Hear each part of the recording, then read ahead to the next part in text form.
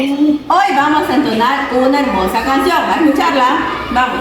Camino por la selva, no sé qué encontraré.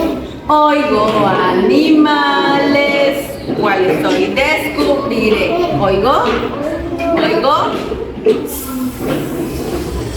Las serpientes. Silbo como las serpientes. Otra vez, camino por la selva, no sé qué encontraré. Oigo animales, cuáles hoy descubriré. Elefantes, silbo como el elefante. Silbo como las serpientes. Muy bien, entonces estamos hablando de quién? De los sonidos de los animales. Muy bien. Hoy les he traído la caja mágica. Miren, tiene una boca muy grande. Y con mi varita vamos a ver qué nos tiene preparada la caja mágica, ¿ya? Vamos a decir las palabras mágicas. Toc, toc, toc, toc, de mi caja mágica salió. A ver, Eric, vamos a sacar una tarjetita. Saque una. Cualquiera, rápido, que la caja mágica después cierra la boca. Muy bien, a ver, muestre. ¿Qué es? Muestre a los compañeros.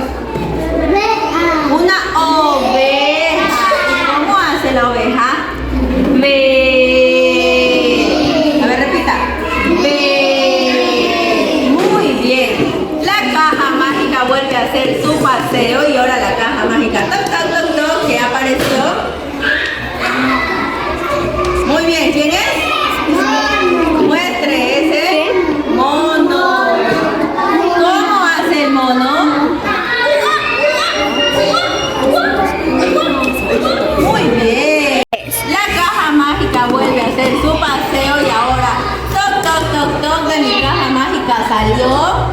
Vamos, Miguel Antonio. Una abeja. Una abeja. ¿Y cómo hace la abeja? ¿Cómo hace? Muy bien. Vamos, acá dejamos a la abejita. Siéntate. Vamos, la caja mágica vuelve a hacer su paseo y decimos las palabras mágicas. Toc, toc, toc, toc de la caja mágica salió.